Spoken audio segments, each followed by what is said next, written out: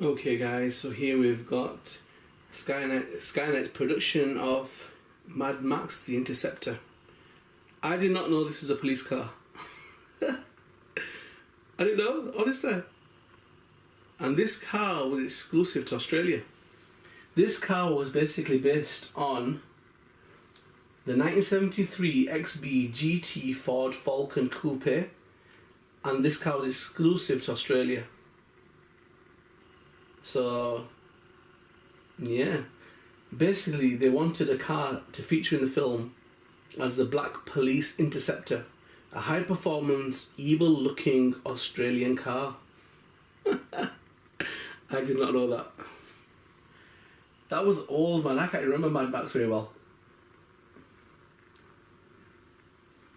I know it's what kind of launched Mel Gibson, but yeah. I don't think they expected this movie to do that well. Because after they'd actually finished making this movie, that car just went on tour, and it was like in shopping centres and just taken to places and put on display. But when they got a worldwide success and the movie took off, and they must have thought, whoa, bring it back. So they brought the car back and they started production of Mad Max 2. Okay guys, and here we've got the Chevrolet Corvette C5-R number 50 Le Mans 2003. So the livery on this is the Corvette Racing and the Le Mans 2003 number 50 GTS CompuWare. The drivers were Kelly Collins, US, Andy Pilgrim, US, and Oliver Gavin, UK. The first production of Mini Zs of this car were in December 2010. In 2013 they were available, but now they're not. I've only ever seen two. I've seen two in all the time I've been looking.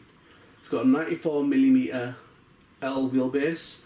It's a rear motor chassis type, and the offset of the wheels is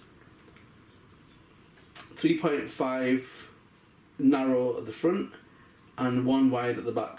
Wow, it's a real offset at the front. And the wheels, guys, are the silver BBS mesh type wheels that are for the MR01 and 015. So this is the Kevin Harvick 2006, or is it just 06, GM Good Wrench, and this is the number 29 car, Monte Carlo. So as I say, yeah, something I've never really got into before, but I thought it might be funky for when I do drag racing vids. That definitely has got like a crazy look to it, or even street vids, but it might just look, I don't know, look a bit too crazy. That's a long shell though, look how much the back sticks out. Whoa. I don't really get the purpose of that spoiler. Kind of like, I don't know, man. It just feels there's going to be a lot of air resistance on that back spoiler, but they must know what they're doing. Maybe it helps with the braking, I don't get it, but yep. But yep, a nice little addition. I probably won't get another one, but I think just having one, just, you know, being in there, pretty cool. But I like that. Out of all the shells that they brought out for the Overland, I've got to say that's probably my favourite. And that black and chrome looks fantastic, looks amazing, goes together really well. So yeah, I'd love to have that driving around on my street scenes. And guys, be ready for them police chases, street scenes that are coming up. This is going to be one of the stars of it. And hopefully you can see it in its full glory without glare. So it should be pretty cool. That could just sit in there all day.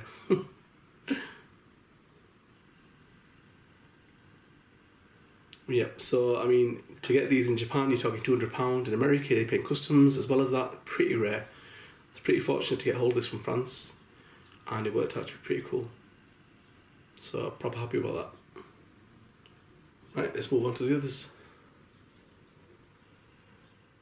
The Chrysler 300C, and this is in the magnesium colour.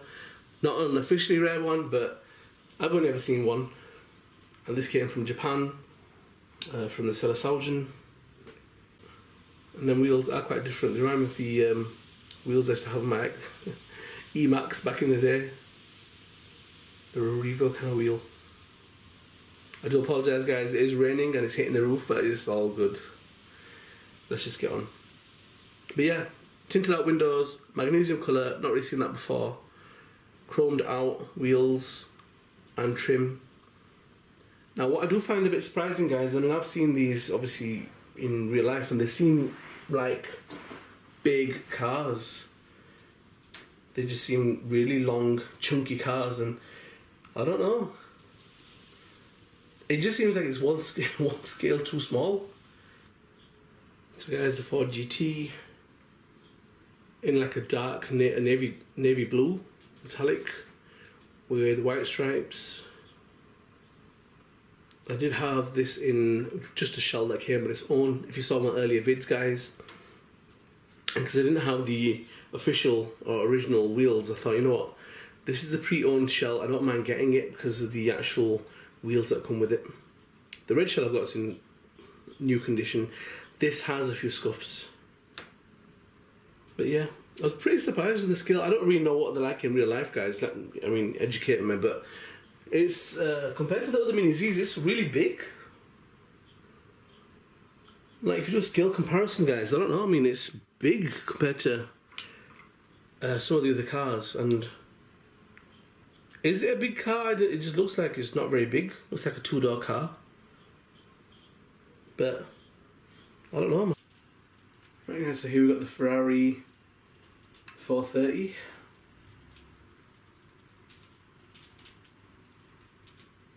And it wasn't really a shape I knew much about, but I actually liked it. Quite similar to the 360. It's got that kind of Porsche front end look to it, but I like the grills at the bottom. And the wheels in these were quite nice because I've not seen Ferrari cars that have had the brake discs built behind the wheel. This is the first one, so I thought that was quite pretty cool appeal of this particular Ferrari car.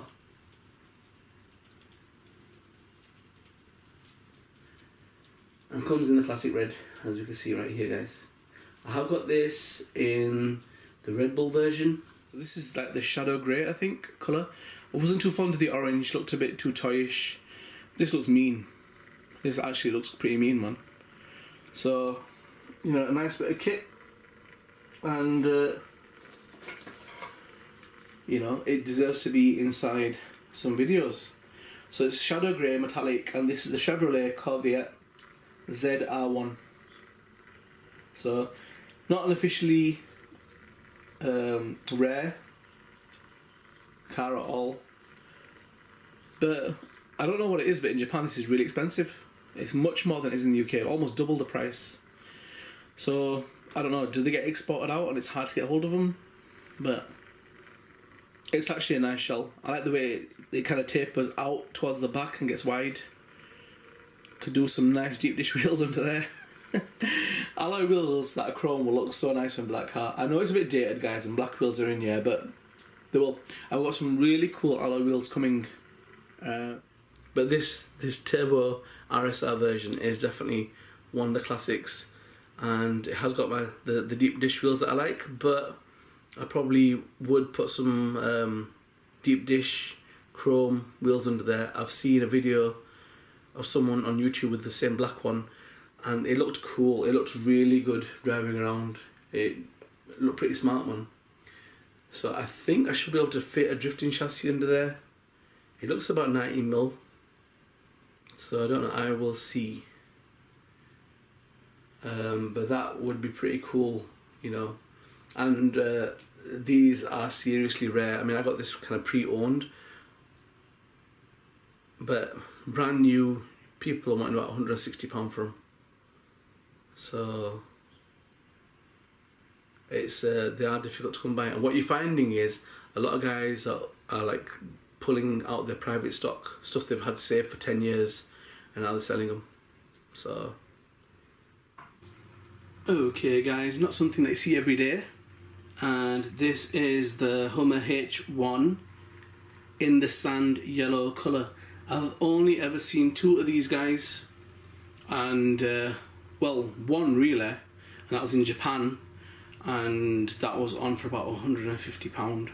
So it's not something you're gonna see very often. It's pretty rare, is that. Is for the Mini Z Overlander, guys. And yeah, as I say, I've got the Hummer. I've got the chrome version of the Hummer. You might have seen that in one of the previous videos. But I did not know this existed.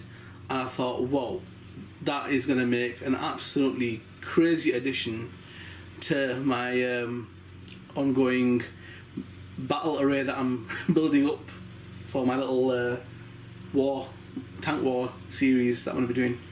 So yep, so this is officially licensed from GM Motors, and yeah, and there's not much information on this particular shell. Haven't come across any information actually, which is kind of wild, but yeah, I suppose that's definitely the proof that that is a rare. I'm really gonna get Overlander. I've seen them doing it with the MR02. So was it MR01? I think MR01. So I'm thinking the process should more or less be the same. So let's see, guys. Let's see what could go wrong. Famous last words. Anyhow, so yeah. So if that works out to what I'm thinking, I only bought that because it came with 2 X5 shells, and I was like, yo, X5 shells are so rare and expensive, can't turn this away.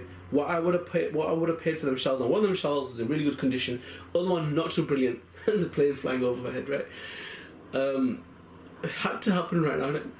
So what happens is that the X5 shell basically would have cost as much as the whole bundle. So like, yep. So no way I'm turning that away. So that's why I went for it. Okay, let's move on, guys. So as I say, stay tuned. There is some real crazy stuff in this little series that's going on right now. Let's move on.